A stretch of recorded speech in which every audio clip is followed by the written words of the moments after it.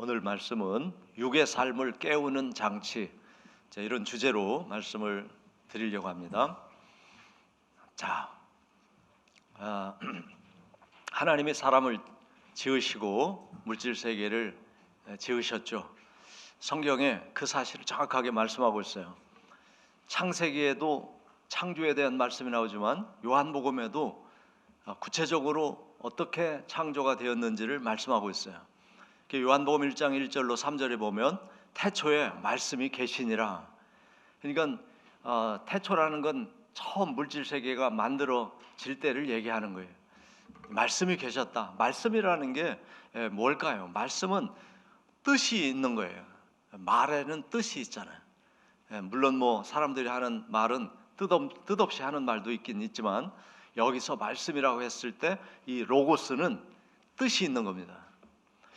자, 이 말씀이 하나님과 함께 계셨는데 이 말씀이 곧 하나님이시다. 그래서 태초에 있었던 그 말씀과 하나님을 동일한 분으로 말씀하고 있죠. 그러니까 하나님이 뜻을 가진 말씀으로 계셨구나 하는 걸 알 수 있어요. 그가 태초에 하나님과 함께 계셨고, 그러니까 하나님과 말씀이 같이 있었다. 만물이 그로 말미암아 지은 바 되었다.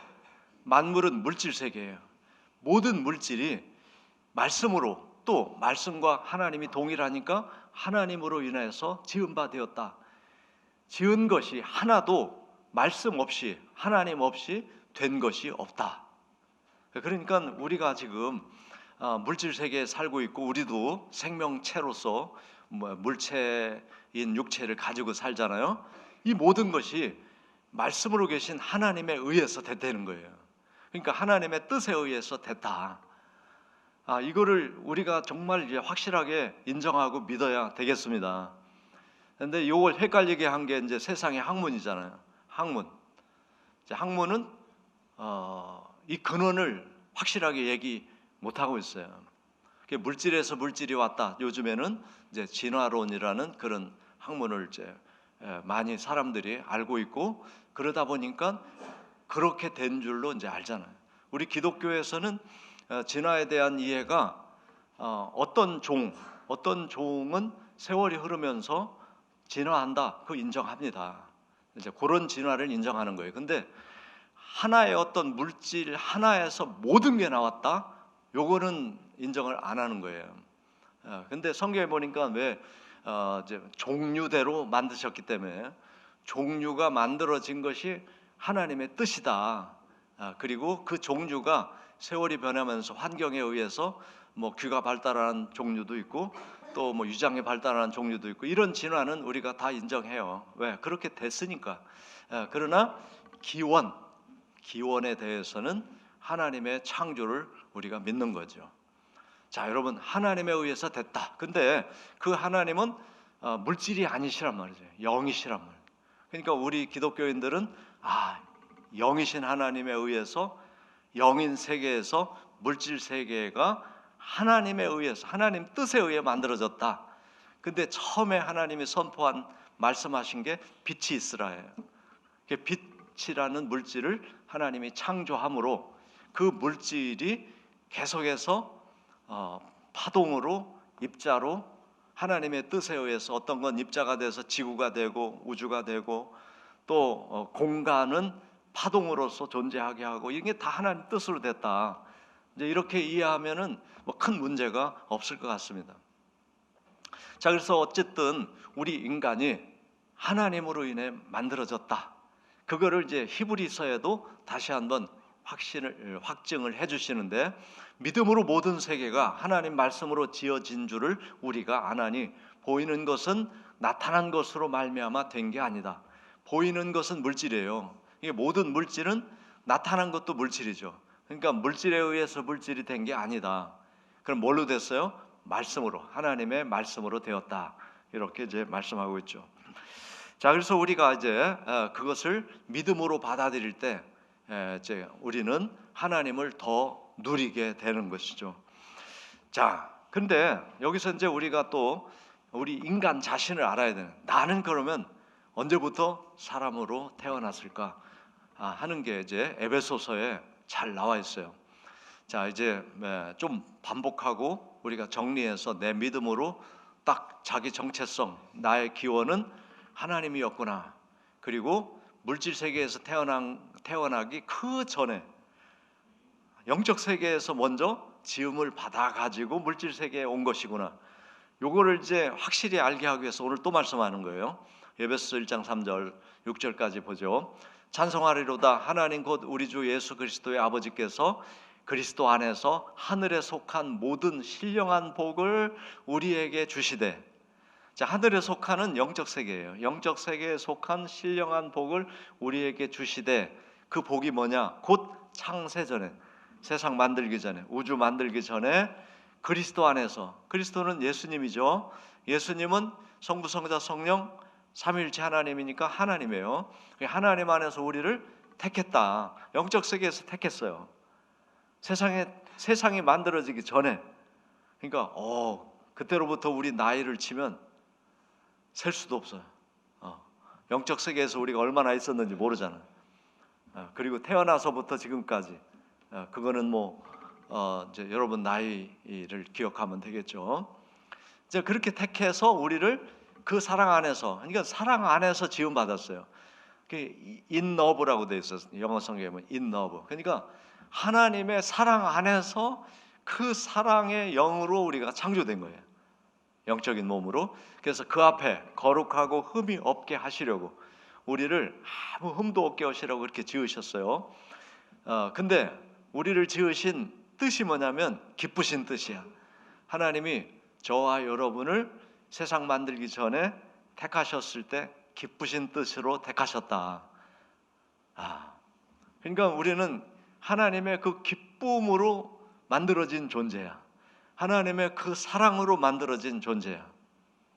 그래서 그렇게 정해가지고 예수 그리스도로 말미암아 자기 아들이 되게 하셨다. 자, 예수 그리스도 안에서 그렇게 만들었기 때문에 우리가 하나님의 자녀로 지음받은 거예요. 자, 이렇게 하신 이는 그가 사랑하시는 자 안에서 우리에게 거저 주신 그의 은혜의 영광을 찬송하려는 것이다. 그러니까 우리 인간을 지으신 이유가 딱 나와요. 우리를 지으신 건 하나님이 기뻐하시는 일이고, 그리고 사랑 안에서 만드셨고, 그리고 하나님의 은혜를, 그 은혜의 영광을 누리며 찬송하려고 하게 하려고 우리를 지으셨다. 이게 되는 거죠. 이것이 세상 만들기 전에 우리를 지으신 것입니다. 그러니까 우리 나이가 보통 많은 게 아니에요. 할렐루야. 별로 안 믿어지나 봐. 자, 그런데 이제 그렇게 만드실 때 하나님이 자기 형상대로 영의 사람으로 우리를 만들었다는 거예요. 그게 이제 창세기에 나온 거죠. 창세기 1장 27절 하나님이 자기 형상 곧 하나님의 형상대로 사람을 창조하시되 남자와 여자를 창조하셨다. 그리고 나서 이제 흙으로 사람을 만들고 그 코에 생기를 넣으시니 사람이 되었다. 이렇게 나오잖아요. 자, 그래서 이제 첫 번째 인간은 그렇게 흙으로 만들어서 영의 몸을 넣어 주셔가지고 사람이 되게 하셨지만, 그 다음부터는 잉태를 통해서 번성하게 하셨어요. 그래서 시편 139편 13절에 보면 주께서 내 내장을 지으시며 나의 모태에서 나를 만드셨나이다. 요거를 시편 기자들이 이제 알고 증거를 하는 거예요. 하나님이 우리 어머니 모태에서 하나님이 그 영의 몸을 싹 넣어 주시니까 잉태가 돼가지고 내장도 생기고 몸의 형체, 그러니까 세포 유전자가 생겨가지고 어머니 몸에서 생명체가 돼서 출산을 하게 하셨구나. 요걸 이제 알아차리고 증거하는 거죠. 몇 가지 말씀 찾아볼게요. 그 다음 절. 자, 이사야서 44장 2절 너를 만들고 너를 모태에서부터 지어낸 너를 도와줄 여호와가 이같이 말하노라. 그러니까 하나님이 내가 너를 창세전에 만들었고, 그리고 모태에서 요 가정에서 요 부부를 통해서 태어나면 좋을 것 같아. 그런 하나님의 뜻으로 잉태가 되게 해서, 그래서 모태에서 너를 지어서 사람으로 나오게 했다. 그 여호와가 말하노니 나의 종 야곱, 나의 택한 여수르나 두려워하지 마라. 내가 너를 창세 전부터 그렇게 정해서 세상에 태어나게 했으니 너 두려워하지 마. 내가 너와 함께 있잖아. 내가 너를 도와줄 거야. 이렇게 말씀하시는 거예요. 할렐루야. 오늘 우리도 마찬가지예요. 우리도 세상 만들기 전에 하나님이 영의 몸을 지으셔가지고 1900년대 2000년대 태어난 사람도 있죠 지금 젊은이들은. 그러나 대개 지금 1900년대에 대개 태어나셨어요. 그때 여러분 부모님 통해서 잉태가 되게 하고 사람으로 나오게 하셨죠. 그 하나님이 지금도 함께 계시기 때문에 내가 살아있는 거예요. 두려울 게 없죠. 자, 이사야 44장 24절에 또 보죠. 내 구속자 너를 내가 죄에서부터 또 너가 어려운 그 상황에서부터 너를 내가 건져내주는 내가 구속자야. 모태에서 너를 지었지. 그런 여호와야 내가 말한다 하면서 나는 만물을 지었어. 만물, 우주 만물을 지었어. 나 혼자 홀로 하늘을 펼쳤지. 그리고 나와 함께 한 자가 없이. 그러니까 하나님이 우주 만물을 창조할 때 다른 신은 없었어요. 하나님 혼자 했다는 얘기예요. 홀로 유일하신 하나님이 내가 하늘을 펼치고 땅도 펼쳤다. 그러니까 어떻게 했냐면 성경에서 말씀으로 했다는 거예요. 있으라 하면은 그 뜻이 작용을 해서 있으라 하는 영의 에너지를 하나님 말씀하시면 그 에너지가 작용을 해가지고 물질이 만들어지는 거예요. 어떤 물질은 하늘이 되고 어떤 물질은 땅이 되고. 할렐루야. 이렇게 이제 증거가 되니까 우리는 이 기원에 대한 믿음을 좀 가지면 좋겠습니다.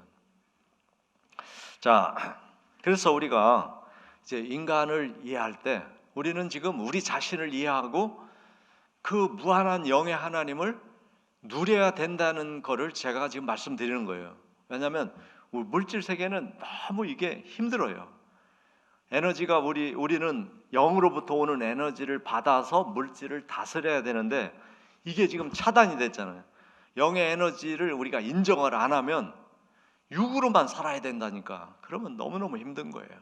그래서 이제 오늘도 말씀을 드려요. 하나님이 창조하셨고 또 우리 인간 자신을 이해하려면 우리가 단순한 물질이 아니라 영의 몸과 물질이 지금 함께 존재하는 인간이다 하는 걸 말씀드리면서, 자, 이제 이거 설명하기가 진짜 어려운 부분이에요. 영을 설명하려니 영 세계를 잘 이해 안 하잖아요. 근데 여러분 꿈을 생각해 보세요. 여러분이 꿈 꾸잖아요. 꿈을 꾸도록 인간에게 만들어 준 게 영의 세계를 이해하는데 매우 도움이 됩니다. 왜냐하면 내 몸뚱아리 육체는 침대에 자고 있어요. 근데 꿈속에 나는 시간도 상관없어요. 어렸을 때로도 갈 때도 있어요. 어렸을 때 초등학교 다니던 그 교실로도 가. 그 친구들을 만나고 또 뭐 소꿉장난도 하고 어느 때는 돌아가신 분도 만나. 그래서 살아계셨네요 하다가 뭐 싹 꿈이 깨버려요. 그러니까 그때의 나의 몸이라는 거는 육체가 없죠. 육체는 누워서 자고 있으니까. 근데 내가 생각할 때 꿈속에 나는 몸이 없단 말이에요. 육체가 없어. 그런 상태, 그게 영적인 몸이다 이렇게 얘기할 수 있어요. 그렇게 이해할 수 있어요. 자, 그러니까 영의 세계에서 그렇게 만들어졌는데 육체를 입고 나온 거란 말이에요 지금. 근데 육체를 입고 나오는 과정에서 영의 세계 다 잊어버렸어 우리가. 아마 하나님이 영의 세계 기억 못하게 하셨다고 생각합니다. 그래서 이제 자라나면서 영의 세계의 하나님을 우리가 찾아가는 거예요. 만나는 거예요. 이거 꿈 얘기하니까 조금 이해되시죠? 근데 더 이해하기 쉬운 게 지금 과학이 발전하면서 만들어낸 메타버스라는 겁니다. 메타버스. 그림 보여주실까요? 그림. 자, 요게 이제 메타버스 한 그림인데요. 뭐 집이 있죠. 그리고 휴게소 같은 이런 것이 있는데 요 소녀가 스케이트보드를 타고 있는데 요게 이제 메타버스 안에 아바타로 만들어 놓은 거예요. 그러니까 여러분 이제 과학이 발달하다 보니까 드라마나 영화는 남이 다 연출해서 만들어 놓은 걸 우리는 가만히 가서 보잖아. 그것도 뭐 재밌어 가지고 열심히 봤잖아.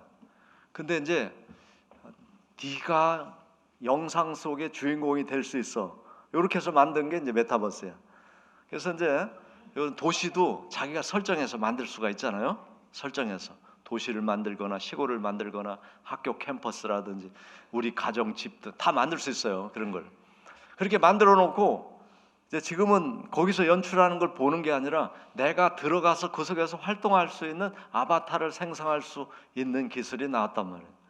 그래서 이제 그것도 선택하는 거예요. 남자지만 여자 아바타를 선택하면 자기가 여자로서 이 화면 속에서 여자로 활동할 수 있어요. 젊은이로, 아기로 뭐 다 할 수 있어요. 옷도 막 갈아입혀. 이게 옷도 이제 뭐 거기서 파는 옷이 있어요. 그래서 옷도 자기 마음대로 갈아입을 수가 있고, 그리고 이제 여기서 이제 커피집에 갈 수도 있어요. 이렇게 가서 커피도 사 먹어. 근데 자기가 먹는 게 아니라 이 아바타가 먹는 거지. 그러니까 그거를 재미를 느끼는 거예요. 그렇게 하면서 내가 또 다른 공간에서 또 다른 세계에서 내가 뭔가를 추구하면서 느끼는 그런 이제 프로그램이죠. 근데 요걸 보면은 무슨 생각이 드냐면 하나님이 인간을 이렇게 하시고 계시는구나 하는 생각이 든단 말이에요. 자, 하나님은 영으로 계시고 영적인 하나님이에요. 그 물질 세계 만들었어요. 그리고 물질 세계에 영으로 만든 인간을 거기다 생성시켰어. 몇 월 며칠 몇 시에 너는 세상에 태어나 하니까 태어났단 말이에요. 그리고 하나님이 지켜보시는 거예요. 성경에 보니까 우리를 지켜보신다는 말씀이 많이 나와. 하나님이 지켜보신다. 시편 121편 4절. 자, 이스라엘을 지키시는 이는 졸지도 아니하시고 주무시지도 아니하신다. 이스라엘은 하나님 백성이죠. 하나님 백성을 졸지도 주무시도 않고 이렇게 지켜보셔요. 그리고 시편 17편 8절에도 나를 눈동자같이 지키시고 주의 날개 그늘 아래 나를 감춰놓고 계시다. 그러니까 눈동자처럼 하나님이 지켜보셔요. 자, 여기서 인간이 이제 하나님 형상대로 만들어졌기 때문에 상상력이 있고 그것을 만들 수 있는 능력이 인간에게만 있습니다. 여러분, 지구상에 수많은 동물들이 있는데 그런 걸 할 줄 아는 동물은 인간밖에 없어요. 왜 인간을 할 수 있을까? 하나님 형상대로 지음받았기 때문이에요. 그래서 하나님의 하신 일을 인간이 똑같지 않지만 흉내내고 만들고 있단 말이에요. 근데 메타버스 상의 아바타는 인간이 조종하는 대로 작동돼. 지금은 마우스로 해요. 마우스로. 조금 더 발달되면 말로 하면 될 거예요. 말로 대화가 된단 말이에요. 지금 말로 하는 기능이 AI에서 나왔기 때문에 이제 그게 적용이 되면 이제 말로 자기 아바타를 너 이리 가 이거 해 하면 다 한다고. 그런 지금 세상이 왔는데 하나님은 우리 인간을 아바타처럼 세상에 생성시킨 건 맞는데 하나님은 우리에게 자유를 주셨다는 거예요. 자율성. 우리 인간이 만든 아바타는 생성을 딱 해놓으면 지가 알아서 나를 쳐다보고 있는 주인이 지금 커피를 먹고 싶은가 보다. 그러면 막 커피 매장에 가서 커피 한 잔 주세요 하고 이러지를 못하고 주인이 시키는 대로만 한단 말이에요 지금. 근데 하나님은 우리를 세상에 생성시켜 놓고 네 마음대로 한번 해봐라 자율성을 주셨단 말이에요.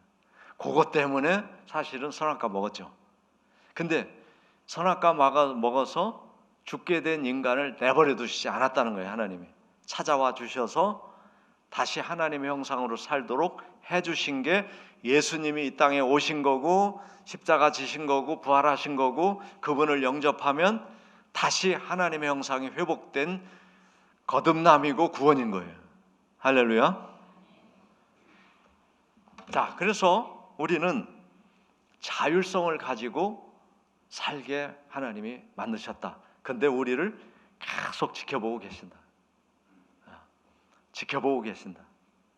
그런데 제가 이제 그러면 그냥 놔둬서 예수 안 믿고 그냥 죽겠나 내버려 두는 건가?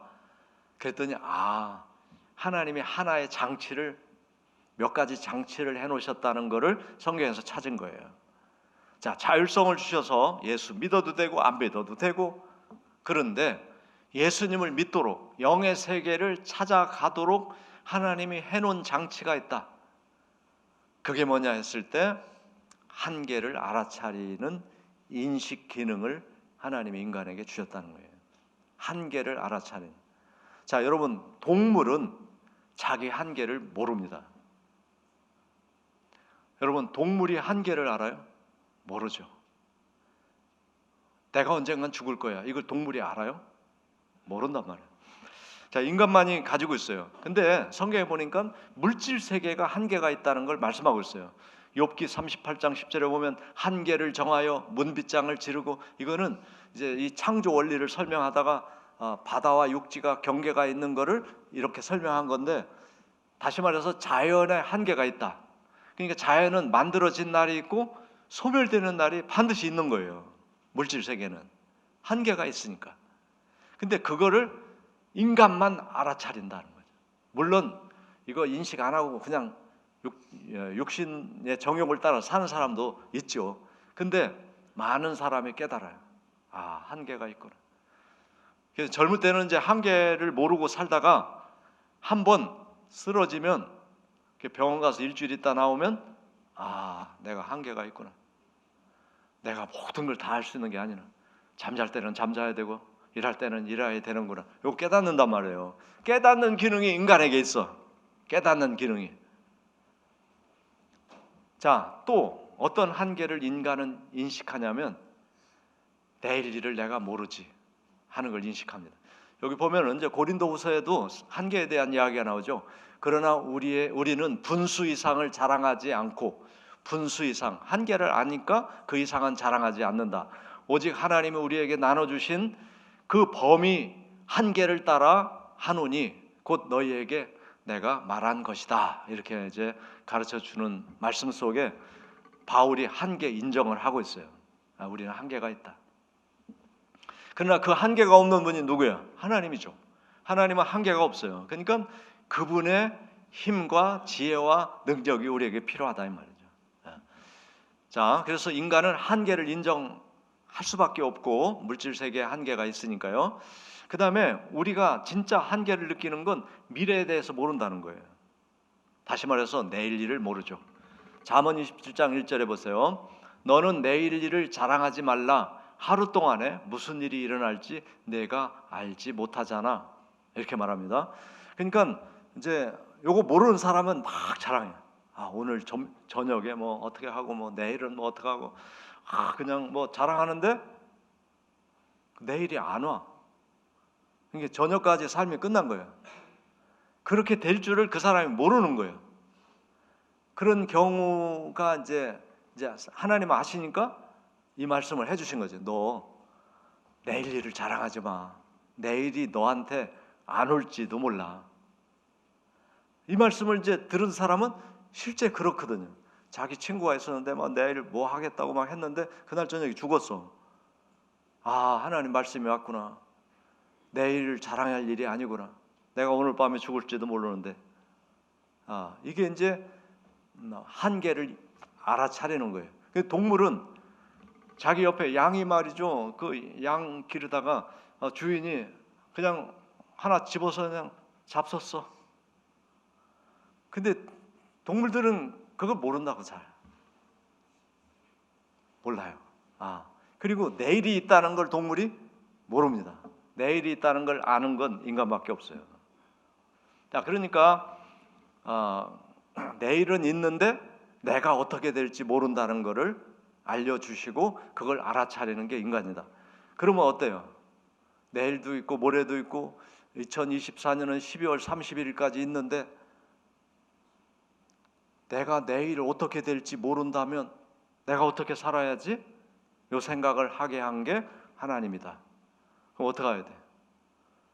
어제도 계셨고 오늘도 계시고 내일도 계신 하나님의 인도함을 받아야 되겠구나. 이 생각을 하도록 한계를 인정하게 하셨다는 거예요. 아멘.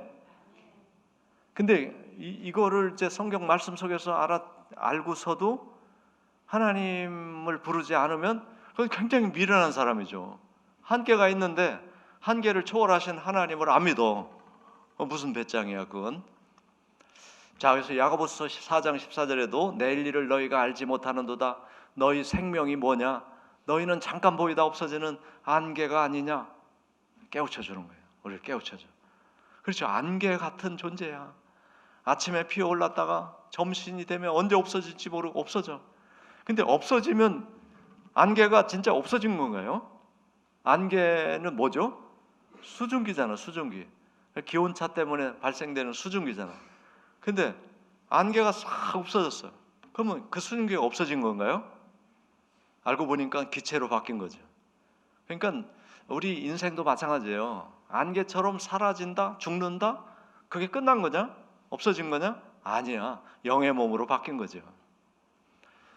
자, 그래서 이제 내일 일을 모르는 게 이제 우리가 알아차리면 내일 일을 아시는 하나님을 믿어야 된다는 걸 알게 되는 거고, 그 다음에 죽음이 있다는 것을 또 알아차려 인간은. 자, 히브리 9장 27절 한 번 죽는 것이 사람에게 정해졌다. 그 후에 심판이 있다. 베드로전서 4장 5절 그들이 산자와 죽은 자를 심판하기로 예비하신 이에게 사실대로 구하리라. 그래서 우리는 죽은 후에 심판이 있어요. 심판이 있어요. 이걸 통해서 우리가 알 수 있는 건 내가 죽게 돼 있구나. 언젠가 죽겠구나. 그 죽음이 끝인가? 성경 보니까 심판이 있어. 죽음이 끝이 아니야. 심판이 있어. 근데 심판을 받는 사람이 있고 안 받는 사람이 있어. 안 받는 사람은 예수 믿으면 안 받아. 왜? 예수님의 대속 때문에 하나님의 은혜를 누리게 해주시기 때문에 안 받은 거예요. 우리가 죄가 없어져서 안 받는 게 아니라 죄가 있지만 예수님이 대신 죄를 없애주신 거를 내가 믿음으로 하나님은 그 믿음이 참 의롭다 이렇게 여겨주셔서 심판을 안 받는 거예요. 할렐루야. 그러니까 이거를 알면은 하나님 믿을 수밖에 없죠. 예수 믿어서 나도 구원받아야 되겠구나. 나도 심판받지 않게 돼야 되겠구나. 그리고 또 한 가지 한계는 뭐냐면 죽어서 영의 몸으로 돌아갈 때 세상에서 벌은 돈을 한 푼도 못 가져간다. 이게 한계예요. 우리가 전도서 5장 15절 볼게요. 전도서 5장 15절 그가 모태에서 벌거벗고 나왔은즉, 우리가 아기로 출산될 때 옷 입고 나온 사람 없죠. 다 벌거벗고 나왔죠. 그가 나온 대로 돌아간다. 자, 영에서 왔어요. 영에서 모태에서 육체로 태어나서 사람이 됐는데 육체가 죽으면 다시 영의 몸으로 돌아간다는 뜻이에요. 자, 즉 그가 나온 대로 돌아가는데 세상에서 수고해서 얻은 어떤 것도 자기 손으로 가지고 못 간다. 이게 우리 한계예요. 자, 그러니까 이 말씀을 인정할 수 있는 인식 기능을 사람에게만 주셨단 말이에요. 하나님이. 그러니까 여러분 지금 4가지 말씀드렸는데 이거를 여러분들이 그렇구나 하고 받아들이면 이거에 합당한 삶의 변화가 있어야 돼요. 그죠? 모든 이 세계, 물질 세계가 한계가 있구나. 한계가 있구나. 이게 영원한 게 아니구나. 요거. 두 번째, 내가 미래를 모르는구나. 내일 일을 내가 모른다. 그 다음에 나도 죽는구나. 죽은 다음에 내가 모아놓은 재산, 부동산 아무것도 못 가져가는구나. 요 4가지를 알면 여러분 어떻게 살았으면 좋겠어요? 요 4가지를 받아들이고 어떻게 살면 좋겠어요? 어떻게 살아야 현명하겠어요? 요 답을 찾으셔야 된단 말이에요. 요 답을 찾으셔야 돼요. 자, 이거는 누구도 부인할 수 없는 진리잖아요. 지금 4가지의 인간의 한계는 누구도 부인할 수 없고 누구나 다 적용이 되는 진리란 말이에요. 내가 그런 상황에 지금 살고 있어요. 그러면 나는 어떻게 살 거냐? 한마디로 말하면 하나님 믿고 살아야 된단 말이에요. 하나님 믿고 살아야죠. 하나님은 한계가 없으시고, 하나님은 과거, 현재, 미래를 다 아시고, 하나님은 죽음이 없으시고, 하나님은 모든 것을 만드시고 가지고 계신 풍요로운 분이시고, 하나님 믿어야 돼. 할렐루야. 근데 한계를 못 느끼는 사람도 있고 한계를 느끼고서도 하나님을 안 믿는 사람도 있다. 오늘 우리는 정말 현명한 사람이 돼야 될 줄로 믿습니다. 자, 그 다음에 그것이 이제 우리 육의 삶을, 그리고 이 끝이 없는 것처럼 여기다 왕궁을 쌓고 여기서 영원히 사는 것처럼 사는 사람들을 깨워서 영의 세계가 있고 물질 세계는 잠깐 있다 없어지는 거라는 것을 알려줘서 어리석게 살지 않게 하신다는 거예요. 자, 그 다음에 두 번째, 심고 행한 대로 거두는 법칙을 알아차리게 하셨다 하는 거죠. 자, 동물들은 몰라요. 동물들은 그게 밥을 줘야 돼요. 밥을 안 주면 어떤 동물은 굶어 죽어요. 왜? 그거를 만들어서 먹을 수가 없어요. 찾아다닐 수가 없단 말이에요. 물론 자연 상태에 있는 동물들은 먹이를 찾아다니죠. 그렇지만은 예상을 못해. 그래서 가뭄이 와가지고 풀이 다 말라. 그러면 풀을 먹는 짐승들이 다 없어져. 그러면 풀 있는, 어떻게 하면 이것을 극복할까 몰라. 그래서 죽어요. 그래서 인간이 돌봐줘야 돼. 근데 인간은 그런 상황이면 알아차린단 말이에요. 알아차려. 어떻게 해야 계속 먹고 살 수 있을지 알아차려. 그래서 아무리 춘 공기, 그 우리나라도 어렵게 살 때가 있었잖아요. 저희들 어렸을 때만 해도 보릿고개가 있었어요. 그때는 가을에 추수한 것이 2월달 이 정도 되면은 다 떨어져. 2월달 정도 되면 다 떨어져. 그래서 3월달부터는 나물 캐러 가야 돼. 나물이 나오기 시작하거든. 그래도 씨는 안 먹어. 씨앗을 안 먹어요. 아무리 배가 고파도 씨앗을 안 먹어. 왜냐하면 그걸 심어야 가을에 또 추수를 하니까. 아무리 배가 고파도 씨를 안 먹는다. 그냥 나물 캐다 먹는다고. 그게 인간이야. 심으면 나온다는 걸 아는 인간이란 말이야.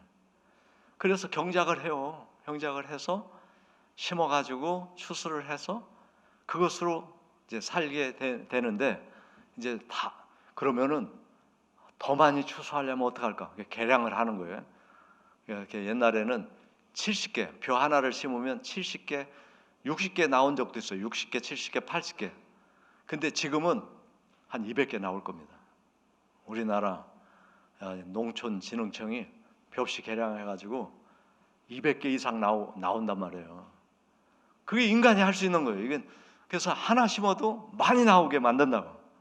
할렐루야.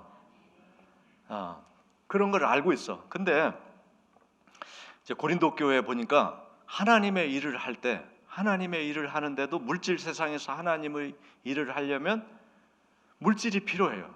물질이 필요해서 그 물질을 성도들이 하나님께 드리도록 해야 하는데, 고린도 교회 사람들에게 어떻게 설명해야 되는지 바울이 기도를 얼마나 많이 했겠습니까? 그때 하나님이 알려주셨어요. 심은 대로 거두는 거 알려줘라. 그래서 고린도 후서 9장 6절에 이 말씀이 적혀 있는 거예요. 자, 그래서 이 말씀은 연보에 대한, 헌금에 대한 이야기가 쭉 나오면서 이 말씀이 이제 이 비유가 나오죠. 이것이 곧 적게 심은 자는 적게 거두고 많이 심은 자는 많이 거둔다 하는 말이로라. 각각 그 마음이 정한 대로 할 것이요 인색함으로나 억지로 하지 말지니 하나님은 즐겨내는 자를 사랑하시느니라. 그래서 헌금 생활을 가르치는데 파종의 법칙으로 가르쳐 주시고 있습니다. 그러면 그때 당시 고린도 사람들 다 농사 짓고 사는데 다 알아요. 밭에다가 넓은 밭에 많이 심으면 그에 추수가 많아. 근데 손바닥만한 밭에다가 조금 심으면 조금 나와. 누구나 다 아는 거예요. 그런 것처럼 하나님을 위해서도 많이 심은 자는 많이 거둔다. 조금 심은 사람은 조금 거둘 수밖에 없어. 이 얘기를 해주시는 겁니다. 그럼 하나님은 즐겨내는 사람을 사랑한다. 자, 여러분 이 말씀을 들을 때 어떤 마음이 드십니까? 아, 그렇구나. 나도 오늘부터 많이 심어야지. 즐겨내야지. 이런 마음이 감동으로 오시면 아주 훌륭한 지금 마음의 밭을 가지고 계신 겁니다. 아, 근데 이거 큰일 났네 이제. 이게 걱정이 되면 조금 지금 아직 마음이 이제 마음속에 돌도 있고 가시덤불도 있고 또 굳어 있는 마음도 있고 그런 상태예요. 근데 여러분, 좀 여러분 긴장한 걸 좀 풀어드릴게요. 다 하나님이 주인이시잖아요. 아멘. 하나님 만드셨잖아요. 그리고 헌금 생활은 하나님이 주신 것 중에 하라고 했지 아무것도 안 주시고 너 꼬다 해, 이런 말씀이 성경에 없어요. 그래서 성경의 기록을 보면은 하나님이 주신 것으로 드렸을 뿐인데 이렇게 돼 있단 말이에요. 근데 우리는 하나님이 주신 거를 내가 만들어낸 걸로 생각한단 말이죠. 그러니까 내 거라고 생각하니까 그거를 하나님을 위해서 쓰는 게 너무 어려운 거예요. 근데 내게 하나도 없잖아요. 내 생명까지도. 그래서 하나님은 주시고 11조를 하라고 그랬지 안 주고 꿔다가 11조 하라고 한 말씀이 없단 말이에요. 근데 우리는 그 11조를 하나님이 주신 것으로 인정을 못하니까 하기가 어려운 거란 말이에요. 그래서 여러분 이 문제 놓고 기도하셔야 돼요. 기도하시고 그래서 하나님의 교회가 든든히 서고 선교하고 전도하고 목회자가 먹고 살고 이걸 하게 해줘야 교회가 계속 가는 거죠. 근데 우리나라가 헌금을 비판하는 유튜버가 무지무지 많이 나왔어요. 근데 그러면 어쩌겠다는 거예요. 근데 예수 믿는 목사님도 거기 앞장선 사람도 있더라고요. 근데 그 목사님은 목회를 하려고 생각하나 안 하려고 생각하나 제가 잘 모르겠어요. 결국 모든 성도가 한 푼도 헌금 안 하면 교회 문 닫습니다. 교회를 할 수가 없죠. 그게 세상 교회예요. 그래서 보니까 교회가 없어지기를 바라는 사람이 그 방송 하더라. 요런 생각을 제가 하게 됐어요. 교회 문 닫고 그냥 하나님 없이 물질 세상에서 그냥 살아가기를 바라는 사람들이 교회를 없애려고 그런 방송을 하고 있구나 이렇게 생각했어요. 그래서 여러분 하나님이 살아계신 것을 믿는다면 그분이 우리에게 필요한 것들을 주시고 생기를 주시고 생명을 주시고 먹을 걸 주시고 그게 나에게로부터 왔다는 것을 헌금으로 드려서 그 물질로 교회가 세워지고 사역이 이루어지고 많은 영혼이 구원받도록 하라는 거예요. 할렐루야. 그래서 심은 대로 거둔다. 너가 한번 해봐라 이렇게 이제 말씀을 해주신 거고 이 믿음을 가지면 내가 헌금하면 또 하나님이 채워주시는구나. 또 갚아주시는구나. 나는 하나를 심었는데 30배, 60배, 100배로 불어나는구나. 이야 신난다. 이게 이제 우리 믿음 생활이죠.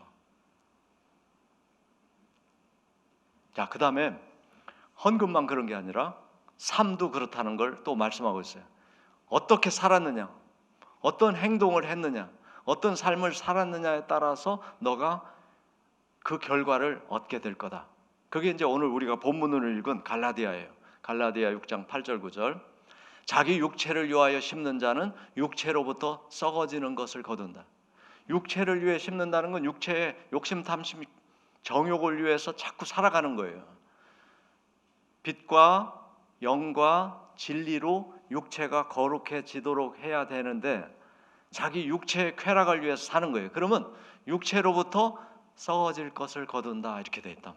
성령으로 살면, 성령으로 삶을 심으면 성령으로부터 영생을 거둔다 이렇게 돼 있어요. 그러니까 심은 대로 거둔다. 한번 해보시죠. 심은 대로 거둔다.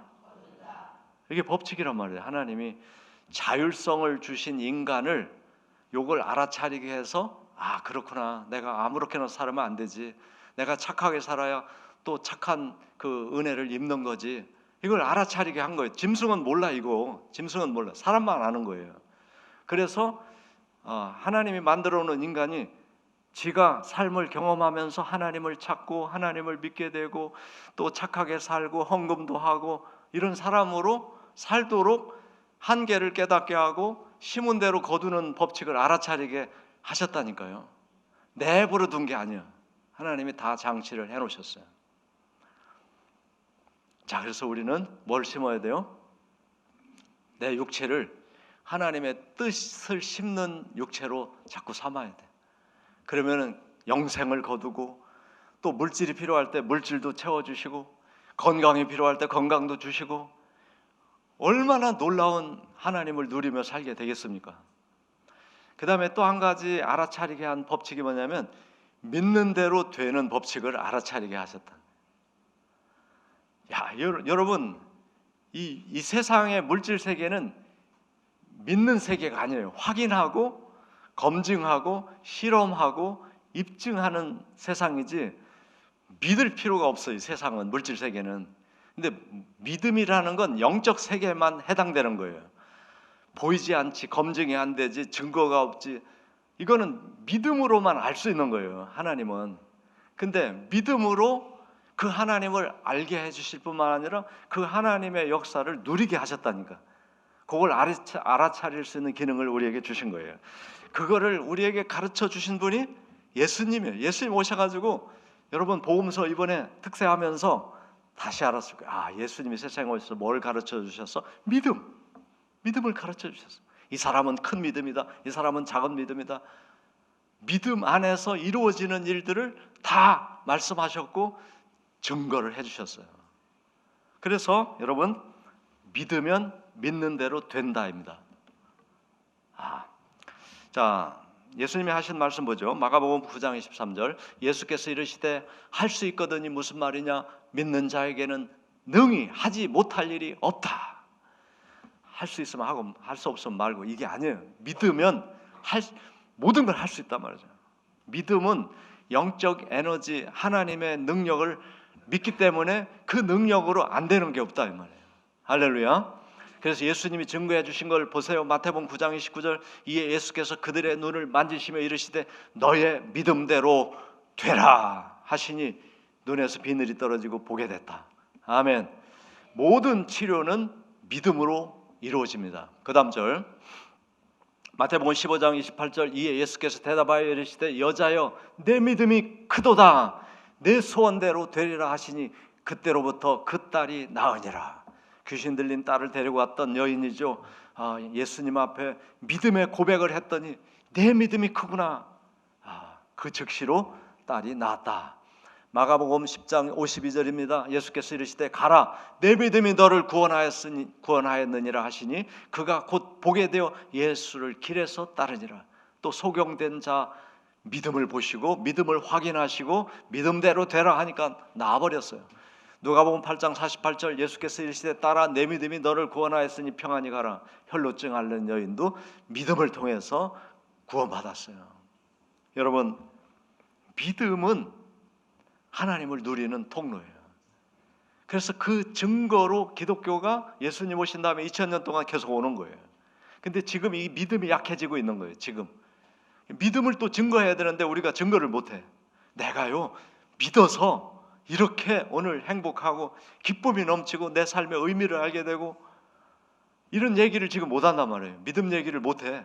오늘 세상에 요거 회복해야 돼요. 왜냐하면 극도의 물질로 지금 발전해가지고 자기가 하나님이 됐어. 메타버스 얘기했잖아요. 그게 하나님이 인간을 지으시고 쳐다보는데 인간이 만들어 놓고 쳐다보고 있어. 근데 지금 이거 무지 위험한 상황이라는 거 아실 겁니다.